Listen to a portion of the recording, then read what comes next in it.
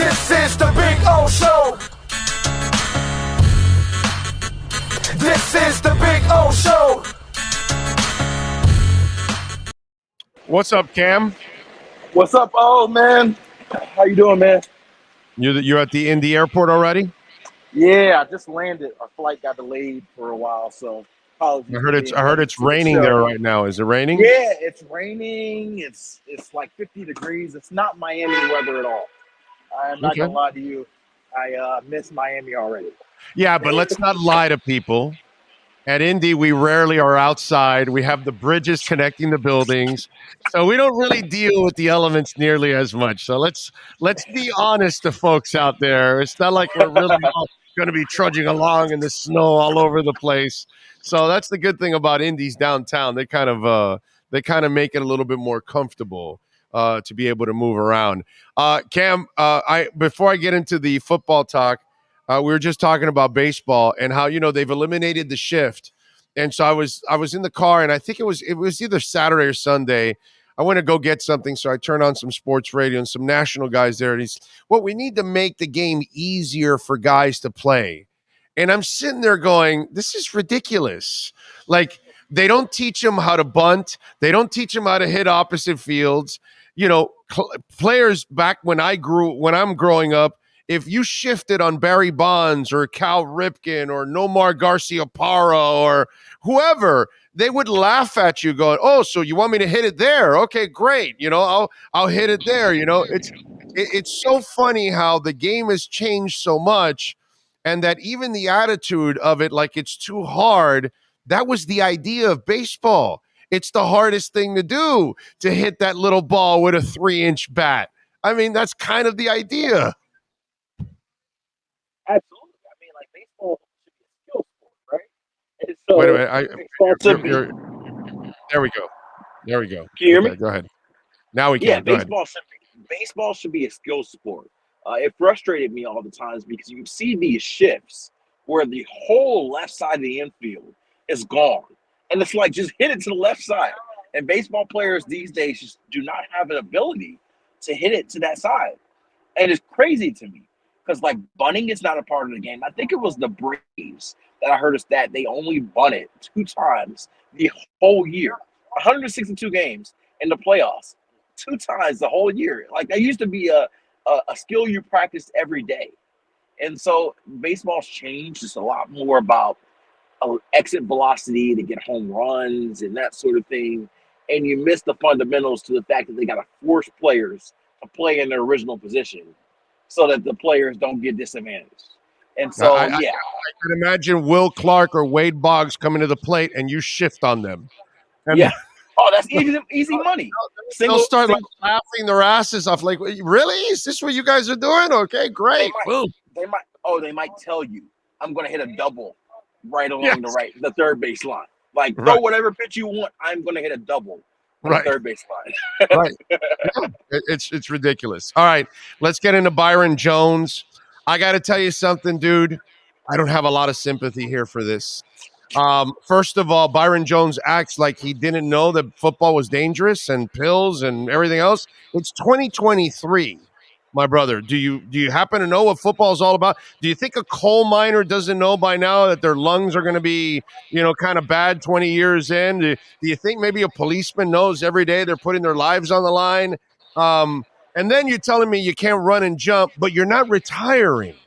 So it sounds like a dude that is trying to make excuses for what's gone on this year. So I've told you guys a little bit about the Byron Jones thing throughout the year, that it became more complicated than what his initial injury was. That being said, this is the first time we're hearing from Byron Jones. And I think a lot of this is what you deal with a player who's been frustrated at the time, whether it's through the team or through his own injuries. This is a guy that was at the peak of his career, and all of a sudden he's got injuries that have led him to a position where he may not be able to be the same player ever again. Whether it's retirement or whether he's just kind of hanging on, I think he's looking at the realization that, hey, based on what's happened to me, I'm not going to be the same player. And so, I don't know if I feel sorry for him, but I do think it's like a realization that injuries at any moment can take your career away. And, he hasn't said anything that made me feel like, hey, he's blaming the Dolphins for it. I think No, it's more of just a reminder of him realizing that after a career that went really great for him, he was a second round pick. He made a lot of money. He got a big contract, the highest paid corner in the league. He had a really smooth, great career. And then 6 or 7 years in, he got the bam of the NFL. Like, it can go just like that. And so I think because of that, he's getting it, and I think he's trying to cope with it right now. And so more than anything, that's what sits in for me.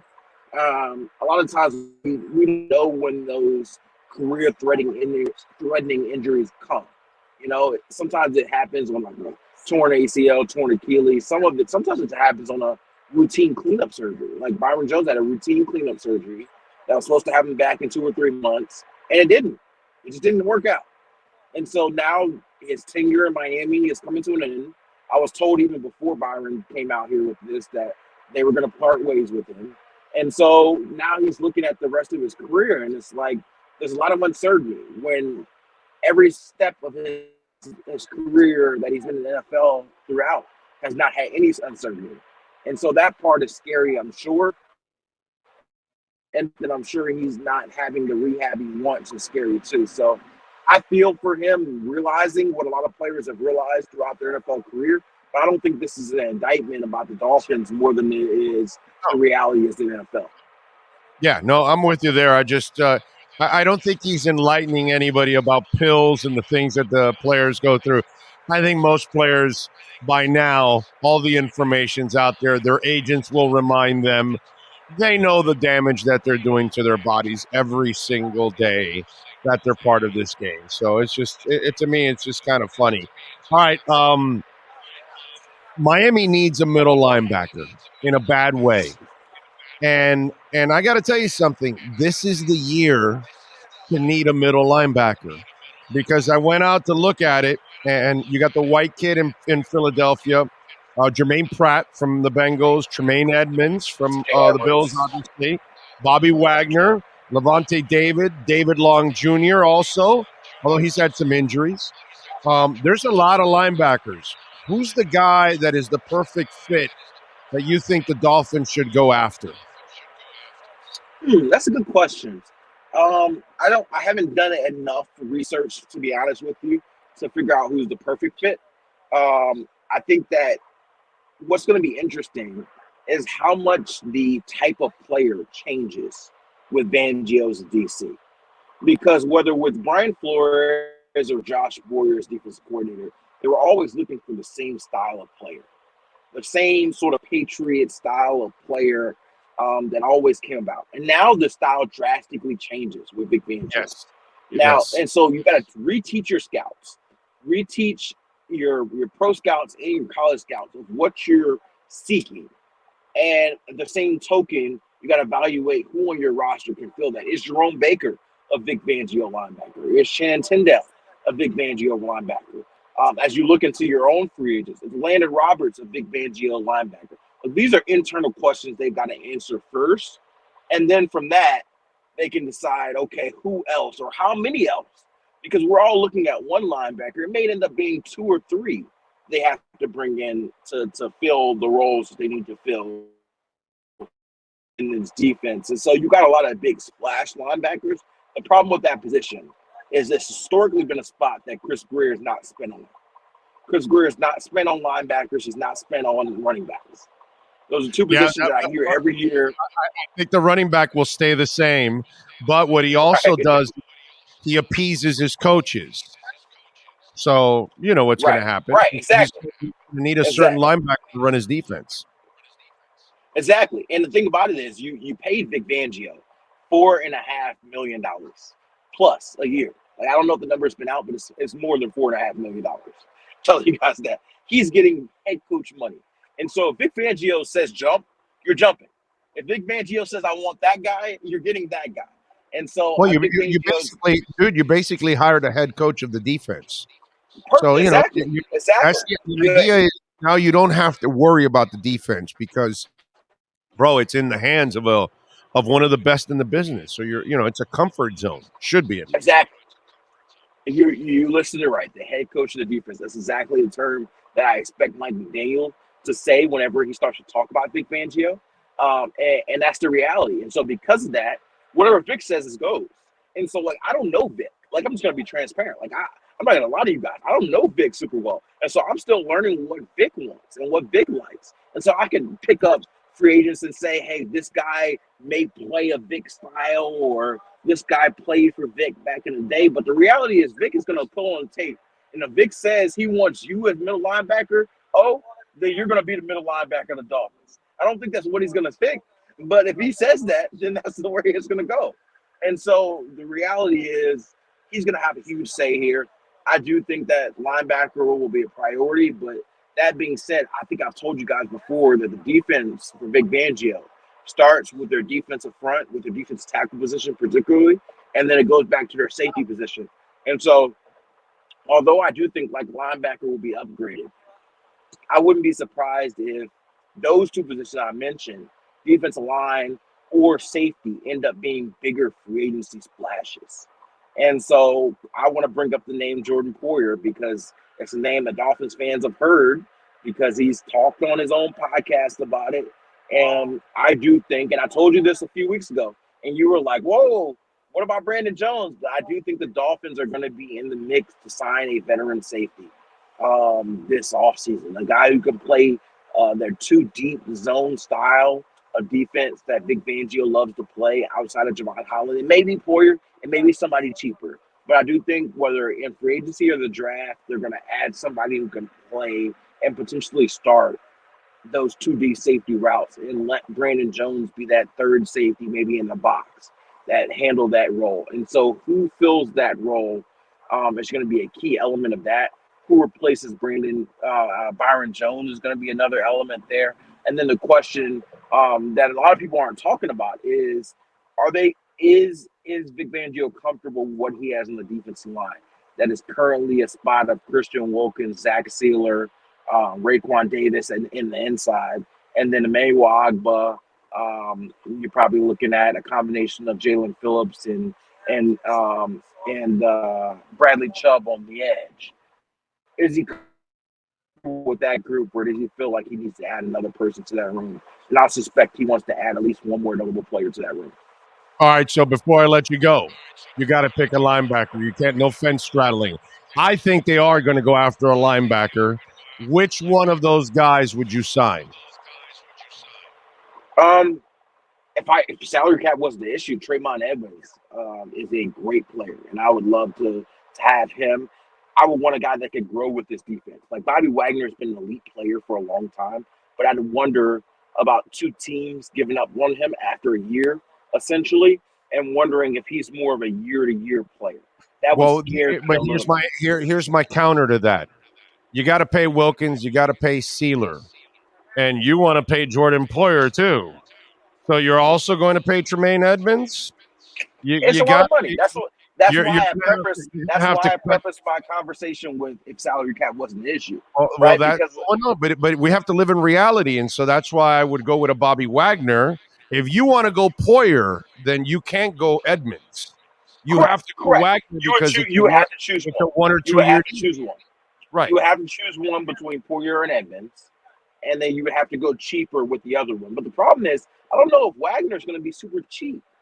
You know, he's a Well, guy who's he'll be proven. cheaper than Edmonds because you don't have to give him a 4-year contract or a 5-year deal that you lock him into 3. You're really only signing him for 1 or 2 years. That's what So it is. he would be cheaper in the guarantees. You'd be able to give him a 1 or Yes. 2 year deal.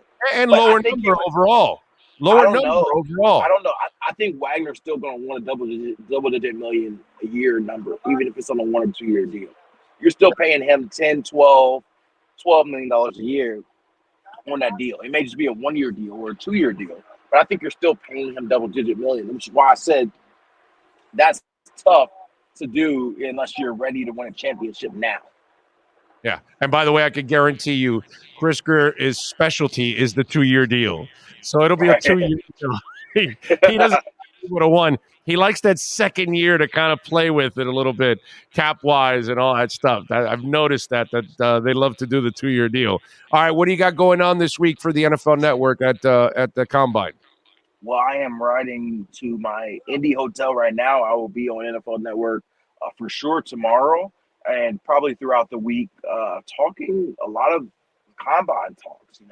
I actually have a dinner planned and some meetings planned tonight to get some information. I will make Mike McDaniel talks tomorrow at 3 o'clock. I'm sure I'll talk some Dolphins either before or after on NFL Network there.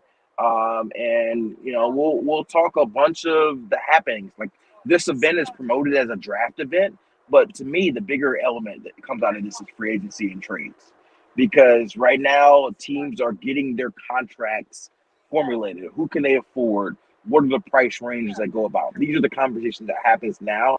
And so I meet with a lot of agents, a lot of coaches, a lot of scouts around this time and try to give you guys and give myself insight that I don't know about what's going to happen this free agency period. And so this is a big learning period for me. And hopefully I can return and bring some insights to you guys about what I know about the NFL and what I know about the Dolphins. All right, we look forward to it. Follow him on Twitter at Cameron Wolfe and catch his work there at the NFL Network. Cam, as always, appreciate you. I'll see you in a couple days there in Indy, my friend. For sure, man. Looking forward to it. You got it. There you go. Cameron Wolfe, baby, coming through. That the Wolf Pack has been unleashed.